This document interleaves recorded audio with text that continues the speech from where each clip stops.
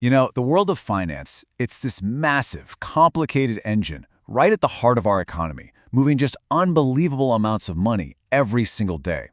But have you ever stopped to wonder just how big it's actually gotten? And is all that size and all that complexity really helping the rest of us? Well, let's dive in and see if we can figure that out. So let's start with a number, 7.3%. Right now, that's how much of the entire U.S. economy is made up of financial services. We're talking banking, investments, insurance, the whole shebang. Now that might not sound like a huge number on its own, but trust me, it's colossal. The real question, though, is, has it always been this big? And the answer to that is a hard no. This chart right here, this is really the key to the whole story. For about 100 years, finance was this pretty quiet, stable part of the economy, just humming along at, 3 or 4%. And then, look what happens around 1980. Something changes and it just takes off like a rocket.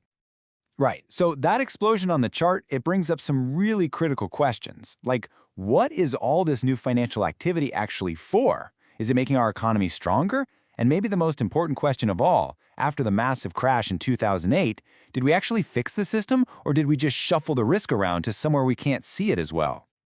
Okay, so to get to the bottom of this, here's our game plan. First, we're going to really nail down just how big this thing got. Then we'll dig into what fueled that huge expansion before 2008. We'll see how the whole system was transformed after the crisis, and we'll uncover two huge clues: the rise of what are called alternative investments, and how lending literally left the banks. And then, at the end, we'll put all the pieces together and ask that big question: is our system today bigger, better, or just a whole lot riskier? All right, so let's start with just the sheer scale of this thing.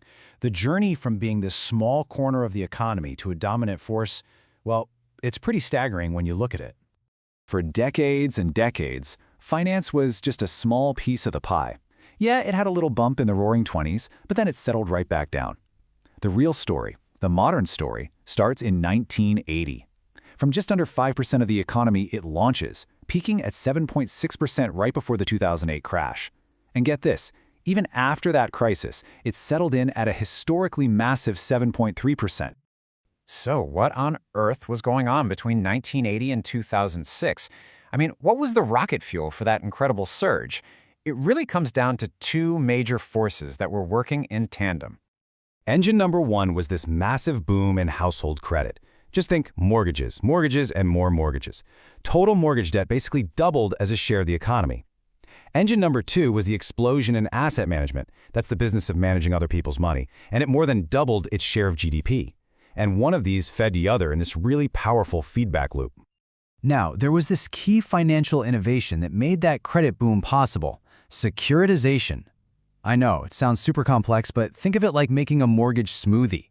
A bank would take thousands of individual mortgages, blend them all together into a new financial product, and then they'd sell slices of that smoothie to investors all over the world. This meant banks could make way more loans without holding all the risk themselves. It was a game changer. And then, 2008 happened. The system completely broke. Now, you'd think that after a crisis that severe, the financial sector would have shrunk way back down, right? But it didn't. Instead, it totally transformed. The size stayed big, but the rules of the game, they changed completely. And this is a really crucial point. If you only look at that top-line number, that 7.3% of GDP, you're going to miss the real story. The sector size kind of plateaued, sure, but under the hood, the pipes, the wires, the whole internal machinery was being ripped out and completely reconfigured. So our first big clue to understanding this new world is in asset management. See, the business of managing money didn't just keep growing. It kind of split into two very, very different worlds. Think of it like a barbell. On one end, you've got your traditional investing, your standard mutual funds, ETFs. Over here, fierce competition and new tech have driven the fees you pay way, way down. But on the other end of the barbell, you have these alternative investments. Think hedge funds, private equity. Their fees are way higher. And this side has seen absolutely explosive growth. And the data here tells such a fascinating story. For the traditional funds, yeah, their assets have grown a lot, but look at their fees. They've been cut almost in half. Meanwhile, the alternatives have also doubled their assets, but their fees have stayed sky high. And that right there, that's where the really big money in finance is being made today. So who is pouring all this money into these super expensive alternatives? Well, a huge piece of the puzzle is institutional investors. We're talking about the massive pension funds that manage retirement money for teachers, firefighters, and millions of other workers. In this hunt for higher returns in a low-interest rate world, they have dramatically shifted their money into these riskier, high-fee funds. Okay, so that was clue number 1.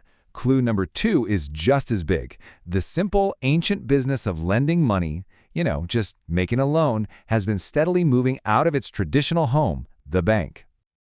This slide shows it perfectly for businesses. See that green line? That's the share of corporate borrowing that comes from traditional banks, and it's shrinking. So where's that borrowing going? Well, it's moving to markets through things like bonds, and to this growing universe of what we call non-bank lenders.